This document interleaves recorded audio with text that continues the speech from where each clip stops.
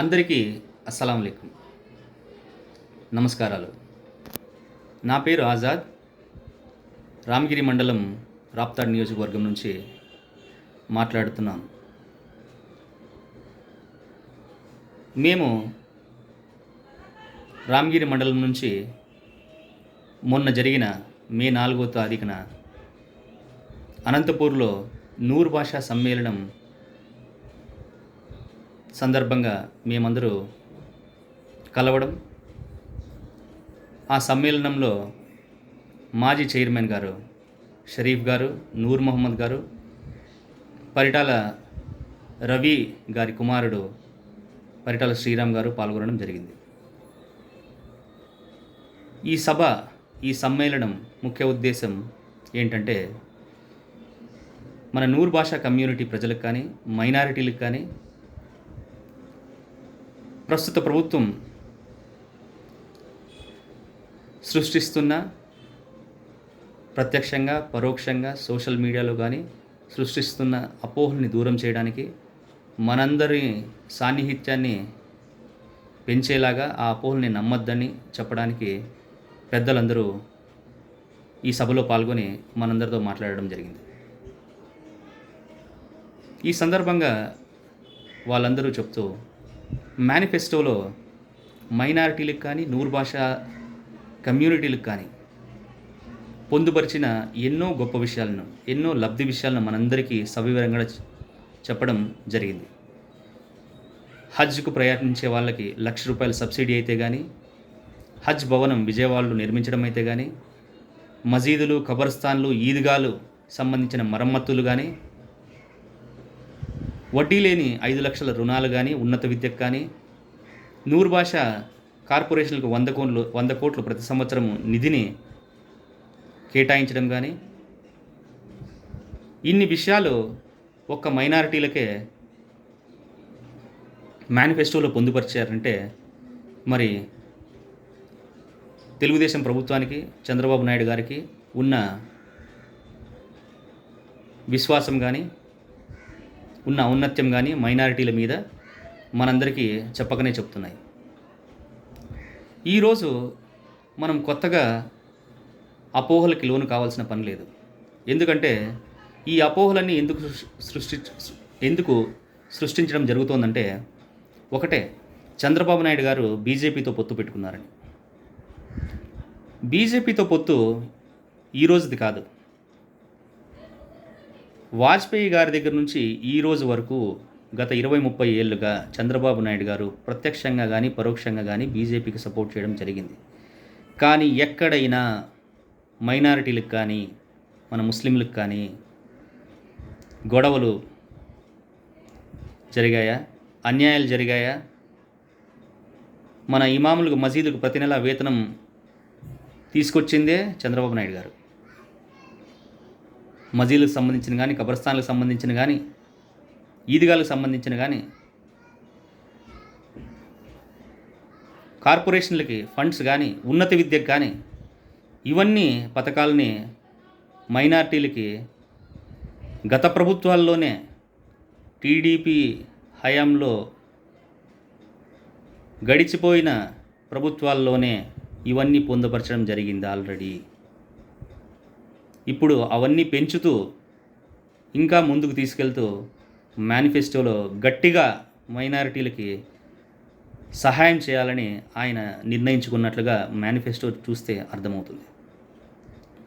పరిటాల శ్రీరామ్ గారు కూడా ఎంతో అనర్గళంగా అన్ని సమస్యల మీద, రాష్ట్రం ఎదుర్కొంటున్న అన్యాయాల మీద, రాష్ట్రం ఎదుర్కొంటున్న సమస్యల మీద, మైనారిటీలకు సంబంధించిన సమస్యల మీద మేమందరూ చెప్పకనే ఆయనే అన్ని విషయాలు మాట్లాడడం జరిగింది. ఇది ఆయన ఔన్నత్యానికి, సమన్వయానికి, నేర్పుకి నిదర్శనంగా మేమందరూ తలుచుకోవడం, మేమందరూ నెమరేసుకోవడం ఆ సమ్మేళనంలో జరిగింది. నాయకులంటే ప్రజల సమస్యలని, ప్రజలకు కావాల్సిన ప్రజలకు జరిగే అన్యాయాల్ని, ప్రజలకు కావాల్సిన, వాళ్ళ జీవనోపాధికి కావాల్సిన అన్ని విషయాల్ని నియోజకవర్గంలో కావచ్చు, రాష్ట్రంలో కావచ్చు అన్నీ తెలుసుకొని అనర్గళంగా ఎక్కడికి వెళ్ళినా చట్టసభల్లో కానీ,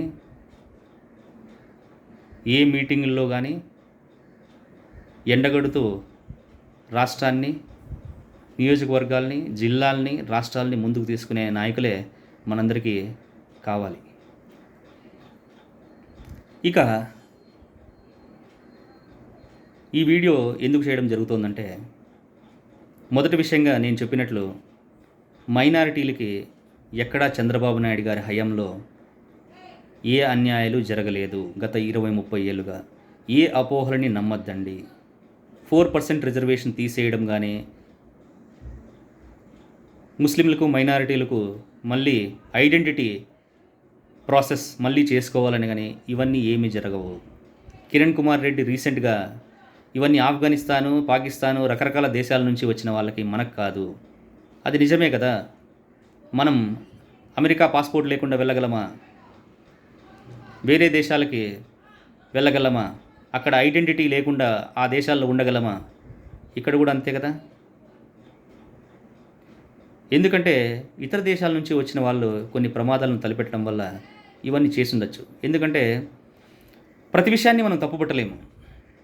బీజేపీ కొన్ని మంచి విషయాలను కూడా చేసింది. ఇప్పుడు త్రిపుల్ తలాక్ను రద్దు చేయడం ఎంతమంది ముస్లిం మహిళలకు రక్షణ మనం చెప్పాలా? ఆర్టికల్ 370 రద్దు చేయడం వల్ల కాశ్మీర్లో ఈరోజు అభివృద్ధి ఏ పదంలో నడుస్తుందో మీకు తెలుసా? నేను స్వయంగా బెంగళూరులో కొంతమందితో, కాశ్మీర్ ప్రజలతో అసందర్భంగా కలవడం, వాళ్ళని నేను అడిగితే వాళ్ళు చెప్పింది ఏంటో తెలుసా? రైల్వే స్టేషన్లు కానీ, మెట్రోలు కానీ, కంపెనీలు కానీ, ఈరోజు ఇంటర్నెట్ కానీ మాకు కాశ్మీర్లో వచ్చి ప్రజలు ఎంతో ఆనందంగా ఉన్నారని. మరి వారందరూ ముస్లిమ్సే. అందుకని ప్రతి విషయాన్ని తప్పుపట్టాల్సిన పని లేదు. కొన్ని రాష్ట్రాల్లో కొన్ని కేంద్ర నాయకులు కావచ్చు, రాష్ట్ర నాయకులు కావచ్చు, కొన్ని అనాలోచితంగా మైనారిటీల మీద మాట్లాడి వాళ్ళు బుద్ధి తెచ్చుకోవడం జరిగింది ఆల్రెడీ. మన కర్ణాటకలో కావచ్చు, తెలంగాణలో కావచ్చు, బీజేపీ నాయకులు మైనారిటీల మీద, ముస్లింల మీద చేసిన కమెంట్లకి మేము ఇలా చేస్తాము, అలా చేస్తాము ముస్లింల మీద అని ప్రచారాల్లో చెప్పడం వల్ల వాళ్ళు కంగు తినడం జరిగింది. సో నాయకులకి ఒక ఓటమి చాలు. వాళ్ళు చేసిన తప్పుల్ని అన్నీ సరిదిద్దుకొని మనం ఎలా ప్రజలతో మెలగాలో నేర్చుకుంటారు. ఇక తర్వాత విషయం, మన రాష్ట్రానికి వస్తే ఇప్పుడున్న ముఖ్యమంత్రి జగన్మోహన్ రెడ్డి గారు ప్రజల అన్ని సమస్యలకి నవరత్నాలు బటన్ నొక్కి ఆ పథకాల పేరు మీద డబ్బులు ఇవ్వడమే అన్ని సమస్యలకి సమాధానం అనుకుంటారు. అది ఎలా సాధ్యం? ఊర్లో రోడ్లు వేయరు, మున్సిపాలిటీకి లైట్లు వేయరు, మున్సిపాలిటీ కాలువలు లేవు, మరమ్మతులు చేయరు, స్కూళ్ళు కట్టరు, హాస్పిటళ్ళు కట్టరు, బస్టాండ్లు కట్టరు, గవర్నమెంట్ ఆఫీసులు కట్టరు, గోడౌన్లు కట్టరు.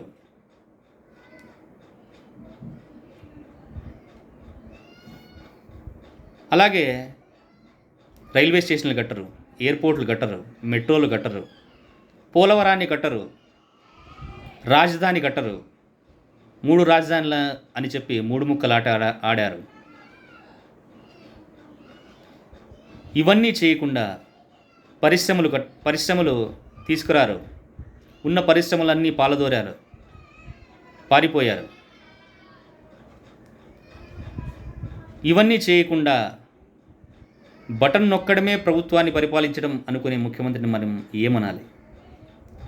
నేను అన్ని సమస్యలు విన్నాను, నేను చూశాను అని ఆయన ప్రచారంలో చెప్పి ఈరోజు ప్రభుత్వం రాగానే ప్యాలెస్లో పరదాల చాటున తిరుగుతూ ఈరోజు ఒక 4 రోజులు మన ముందుకు వచ్చారు. ఈ 5 ఏళ్లలో ఎవరు ప్రజా సమస్యలను అడిగినా, వాళ్ళ సమస్యలను అడిగినా ప్రజలు కావచ్చు, కార్యకర్తలు కావచ్చు, నాయకులు కావచ్చు, వాళ్ళందరినీ ఎన్ని విధాలుగా వేధించారో, వాళ్ళ ఇంట్లో వాళ్ళని గానీ, జైళ్ళకు పంపడం గానీ, రకరకాల కేసులు పెట్టి వేధించడం మనం అందరూ చూసాం. ఇవన్నిటితో పాటు అందరూ నాయకులు, రాష్ట్ర నాయకులు కావచ్చు, కేంద్ర నాయకులు కావచ్చు, నిన్న అమిత్ షా గారు కూడా ధర్మవరంలో వచ్చి ఎలా ఎండగట్టారో చూశారు. ఇది అసమర్థ ప్రభుత్వం, ఇది దోపిడీ ప్రభుత్వం, ఇది అరాచక ప్రభుత్వం, ఈ ప్రభుత్వాన్ని మనం అంతమొందించాలి అని అంత పెద్ద నాయకుడే చెప్పారంటే మీరు అర్థం చేసుకోండి. అంటే వాళ్ళు చేస్తున్న ఇసుక మాఫియా కానీ, గంజాయి మాఫియా కానీ, లిక్కర్ మాఫియా కానీ, మైనింగ్ మాఫియా కానీ, ఎర్రచందనం మాఫియా కానీ, మరి ప్రజల మీద మోపే లక్షల కోట్లు, 13 లక్షల కోట్లు అప్పు చేశారు. గత ప్రభుత్వాల్లో 2 లక్షల కోట్లు అప్పు చేసింటే ఆయన ఒక్కడే 10.5 లక్షల కోట్లు, 11 లక్షల కోట్లు అప్పు చేయడం జరిగింది. మరి 11 లక్షలు ఇచ్చారా? ఇవ్వలేదు. వారు చెప్పే లెక్కలే, వైసీపీ ప్రభుత్వం చెప్పే లెక్కలే 2-3 లక్షల కోట్లు ప్రజలకు ఇవ్వడం జరిగింది పథకాల పేరు మీద. మరి మిగతా లక్షల కోట్లు ఎక్కడికి వెళ్ళాయి? పోనీ ఈ అప్పులు సవ్యంగా తీసుకొచ్చారా? బాగా మందు తాగండి అని ప్రభుత్వం ఏర్పాటు చేసిన బెల్ట్ షాపుల మీద కొన్ని వేల కోట్లు, ప్రభుత్వం ఏ అభివృద్ధి చేయకపోయినా వాటి మీద వేల కోట్ల అప్పులు, ప్రభుత్వ ఆస్తుల మీద, సెక్రటరియట్ మీద, అన్నిటి మీద అప్పులు. మరి మనం సంపాదించుకున్న ఆస్తుల మీద కూడా వాళ్ళ ఫోటోలు, జిరాక్స్ పేపర్లు ఇచ్చి వాళ్ళు ఒరిజినల్స్ కంప్యూటర్లోనే కానీ ఏ కంపెనీలో కింద లారాదత్తం చేసుకొని మరి ఆ ల్యాండ్ టైటిలింగ్ యాక్ట్ కింద మరి వాటిని కూడా తాకట్టుగా పెట్టి అప్పులు తీసుకొచ్చే ప్రయత్నం చేయబోతున్నారు. ఏ అభివృద్ధి చేయకుండా, ఏ పరిశ్రమలు తీసుకురాకుండా, ఏ ఊరిని, ఏ నియోజకవర్గాన్ని, ఏ జిల్లాని, రాష్ట్రాన్ని అభివృద్ధి చేయకుండా పథకాలు మాత్రమే ఇచ్చి రాష్ట్రాన్ని అప్పుల్లో ముంచేసి, నాయకులు మాత్రం, మంత్రులు, ఎమ్మెల్యేలు మాత్రం వేల కోట్లు, లక్షల కోట్లు దోచేసి రాష్ట్రాన్ని అధోగతి పాలు చేశారని ఎంతోమంది నాయకులు కానీ, యూట్యూబ్లో కానీ, కేంద్ర నాయకులు కానీ మనందరికీ చెప్పడం, వివరంగా అర్థమయ్యేలా మనందరికీ తెలియజేయడం గత 1-2 సంవత్సరాలుగా చూస్తూనే ఉన్నాం. మరి ఈ ఎలక్షన్లో ప్రచారం సందర్భంగా ఎంతోమంది నాయకులు, పవన్ కళ్యాణ్ గారు కావచ్చు, బీజేపీ నాయకులు కావచ్చు, టీడీపీ నాయకులు కావచ్చు, మోడీ గారు కావచ్చు, అమిత్ షా గారు కావచ్చు, వీళ్ళందరూ మనందరికీ చెప్పడం జరిగింది. మరి ఇంతమంది మనకి చెప్తున్నారంటే మనం వినాలా లేదా? చంద్రబాబు నాయుడు గారు ఎలాంటి నాయకుడు కూడా చెప్తున్నారు. మన ఊర్లో వేసిన రోడ్లు, రాష్ట్ర హైవేలు, స్కూళ్ళు, మోడల్ స్కూళ్ళు, కాలేజీలు, గవర్నమెంట్ ఆఫీసులు, గోడౌన్లు, బస్టాండ్లు, రైల్వే స్టేషన్లు, పోలీస్ స్టేషన్లు, మెట్రో స్టేషన్లు, ఎయిర్పోర్ట్లు, పరిశ్రమలు, నీటి సాగు ప్రాజెక్టులు, రిజర్వాయర్లు, ఇవన్నీ చేసింది చంద్రబాబు నాయుడు గారు. ఇవన్నీ చేయడం వల్ల చదువుకుంటున్నవారు, ఉద్యోగాలు చేసేవారు వారి పని వారు చేసుకుంటూ వారి జీవితాన్ని, వాళ్ళ తల్లిదండ్రులని, వాళ్ళ పిల్లల్ని హాయిగా, ఆనందంగా చూసుకుంటూ తలెత్తుకు జీవించేలా, గర్వంగా జీవించేలా చేశారు మన చంద్రబాబు నాయుడు గారు. సో ఇలాంటి నాయకుడు కావాలా మీకు? రాష్ట్రాన్ని అధోగతి పాలు చేసి, అప్పుల పాలు చేసి, దోచేసి 30 ఏళ్ళు వెనక్కి నెట్టిన ఇప్పుడున్న వైసీపీ ప్రభుత్వం కావాలని నిర్ణయించుకోవాల్సింది ప్రజలే. అందుకనే మేమంతా ప్రార్థించడం ఒకటే, ఏ అపోహలని నమ్మద్దండి.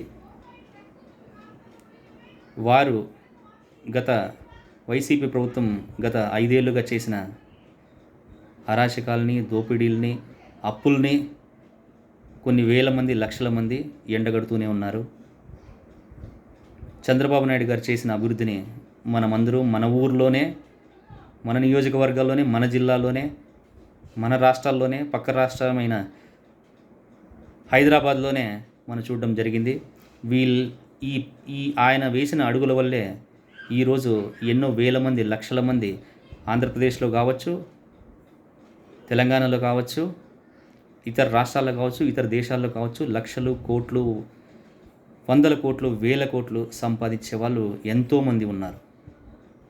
మరి ఈరోజు మాలాగా, నాలాగా ఎంతోమంది స్వచ్ఛందంగా, ప్రత్యక్షంగా కానీ, పరోక్షంగా కానీ అందరినీ మేల్కొల్పాలని, అందరికీ చెప్పాలని, టీడీపీ ప్రభుత్వాన్ని గెలిపించి చంద్రబాబు నాయుడు గారికి ముఖ్యమంత్రి పదవిని అందించాలని, రాష్ట్రాన్ని అభివృద్ధి పథంలో ముందుకు తీసుకెళ్లాలని కోరుకోవడం జరిగింది. నన్ను ఎవరడిగినా ఒకే ఒక విషయం చెప్పి ముగిస్తాను. నన్ను ఎవరడిగినా గత 5 ఏళ్లలో మీకు జరిగిన లబ్ధి ఏంటి నన్ను అడిగేవారు. పథకాల సంగతి ఏమో కానీ గత 5 ఏళ్లే కాదు, 2019, 2014 నుంచి 19లో చంద్రబాబు నాయుడు గారు వచ్చారు. సో 2014 నుంచి 2024, 29 వరకు, అంటే ఆ 10-15 ఏళ్ళలో ఆయన ముఖ్యమంత్రిగా ఉండింటే, ముఖ్యంగా అనంతపూర్ జిల్లా పరిశ్రమలు వెల్లువిరిసేవి. ఆయన యుద్ధ ప్రాతిపదికన మనకు పట్టిసీమ ప్రాజెక్టు తీసుకొచ్చి, గొల్లపల్లి రిజర్వాయర్లో నీళ్లు తీసుకొచ్చి అన్ని చెరువులను నింపుకుంటూ, కియా మోటార్స్ కంపెనీని తీసుకురాగలిగారు. వాటి వల్ల ఎన్నో కంపెనీలు అక్కడ వచ్చాయి. ఎన్ని వేల మంది ప్రత్యక్షంగా, పరోక్షంగా పనిచేస్తున్నారో మనందరికీ తెలుసు. అందుకని 2014 నుంచి 24 వరకు కానీ, 29 వరకు కానీ చంద్రబాబు నాయుడు గారి ఉండింటే 15-20 కంపెనీలు ఆల్రెడీ ఎంఓయూలు అయిపోయి ఉన్నాయి 2014 నుంచి 19 మధ్యలో. ఆ 15-20 కంపెనీలు కియా అలియన్స్ కంపెనీస్ కావచ్చు, హుండై అలియన్స్ కంపెనీస్ కావచ్చు, వీరా బస్సు కావచ్చు, బిఎల్ కంపెనీ కావచ్చు, ఇలా ఎన్నో కంపెనీలు వెల్లువిరిసిండేవి. ఇన్ని కంపెనీలు, ఇన్ని పరిశ్రమలు ఒక్క జిల్లాలోనే, అనంతపూర్ దగ్గర నుంచి కొడికొండ చెక్ పోస్ట్ వరకు మన హైవే పక్కన ఇన్ని కంపెనీలు వచ్చి ఉండింటే ప్రతి ఇంటికి 1-2 ఉద్యోగాలు ఉండేవి. అందరూ గర్వంగా తలెత్తుకు జీవించేవాళ్ళు. ఎవరి వెంట వెళ్ళాల్సిన పని లేదు, ఎవరికి జేజేలు కొట్టాల్సిన పని లేదు, ఎవరిని కరవాల్సిన పని లేదు. ఎలక్షన్ టైంలో వాళ్ళు చేసిన అభివృద్ధిని మనం ప్రతిరోజు అన్నం తింటున్నామంటే, సంపాదిస్తున్నామంటే చంద్రబాబు నాయుడు గారే కారణమని ఎవరు పిలిచినా పిలవకపోయినా మనం వెళ్ళి ఆయనకు ఓటేసేవాళ్ళం. వేరే దేశాల్లో ఇలాగే జరుగుతుంది. సింగపూర్లో కావచ్చు, అమెరికాలో కావచ్చు, అభివృద్ధి చెందిన దేశాల్లో. అందుకని అభివృద్ధి ఒక కన్నా అయితే సంక్షేమం కూడా ఇంకో కన్నా. చదువుకుంటున్న వాళ్ళు, ఉద్యోగాలు చేసేవాళ్ళు, దేశమంతా, రాష్ట్రమంతా, ఇతర రాష్ట్రాల్లో ఎక్కడున్న ఆంధ్రులు కోరుకునేది అభివృద్ధి. కానీ ఆర్థిక సాయం కూడా కావాలి. నిరుపేదలు కోరుకుంటారు. వాళ్ళకి చంద్రబాబు నాయుడు గారు ఈసారి మేనిఫెస్టోలో సూపర్ 6 ద్వారా తల్లికి వందనం కావచ్చు 15,000, మహిళా శక్తి కావచ్చు 1,500 రూపాయలు ప్రతి నెల, గ్యాస్ సిలిండర్లు కావచ్చు, ఉచిత ప్రయాణం మహిళలకు కావచ్చు, ఇలా ఎన్నో పథకాలు మేనిఫెస్టోలో సూపర్ 6లో పొందుపరచడం జరిగింది. ఒక్క మైనారిటీ కులానికే కాదు, ప్రతి కులానికి కార్పొరేషన్లు, ఉన్నత విద్య, అన్నా క్యాంటీన్, ఎన్నో పథకాలు. ఇంతకు ముందు ఉన్న వైసీపీ ప్రభుత్వానికి మించి మిన్నగా ఆయన పథకాలని, సంక్షేమ పథకాలని సూపర్ 6లోనూ మేనిఫెస్టోలోనూ పొందుపరచడం జరిగింది. అందుకని అభివృద్ధి ఒక కన్ను అయితే సంక్షేమం ఇంకో కన్నుగా చంద్రబాబు నాయుడు గారు ముందుకు తీసుకెళ్తున్నారు. ఎన్టీ రామారావు గారే సంక్షేమ పథకాలు మొదలుపెట్టింది, ఎవరు కొత్తగా మొదలు పెట్టలేదు. మన ప్రభుత్వంలో, మన రాష్ట్రంలో సంక్షేమ పథకం అంటే ఏంటి అని తెలియజెప్పిందే, తెలుగువారి ఆత్మగౌరవాన్ని పెంచిందే మన ఎన్టీ రామారావు గారు. అక్కడి నుంచి మొదలైన మన ప్రస్థానం చంద్రబాబు నాయుడు గారు ఎలా ముందుకు తీసుకెళ్లారో మనం అందరికీ తెలుసు. సో నేను చెప్పేది ఏంటంటే, అభివృద్ధి సంక్షేమం రెండు కళ్ళుగా ముందుకు తీసుకెళ్ళి సమర్థవంతంగా రాష్ట్రాన్ని అభివృద్ధి పదంలో నడిపించగలిగే సమర్థమైన నాయకుడు, అనుభవం ఉన్న నాయకుడు చంద్రబాబు నాయుడు గారు. కాబట్టి పవన్ కళ్యాణ్ కానీ జనసేన కానీ బీజేపీ కానీ ఈరోజు అలయన్స్ పెట్టుకొని కూటమిగా వస్తున్నారు. ఏ పార్టీ అయినా ఎక్కడ నిలబడినా, బీజేపీ కావచ్చు, టీడీపీ నాయకులు కావచ్చు, జనసేన నాయకులు కావచ్చు, ఎక్కడ నిలబడినా కూటమికి ఓటేసి చంద్రబాబు నాయుడిని గెలిపించాలని మేమందరూ ఆర్థిస్తున్నాం. మీ అందరికీ సవివరంగా చెప్పి, మీ అందరికీ తెలియజేసి టీడీపీకి ఓటు వేయాలని, మీరు కూడా మేనిఫెస్టోని కానీ సూపర్ 6ని కానీ అందరికీ తీసుకెళ్ళి ప్రతి ఇంటికి వెళ్ళి, వారు ఏ పార్టీకి చెందిన వారనే అయినా సరే మన వంతుగా మనం వెళ్ళి అందరికీ చెప్పి వాళ్ళందరినీ సవివరంగా సూపర్ 6ని మేనిఫెస్టోని వాళ్ళకి వివరించి టీడీపీకి ఓటు వేయించాలని కోరుకుంటున్నాను. Thank you. అందరికీ నమస్తే.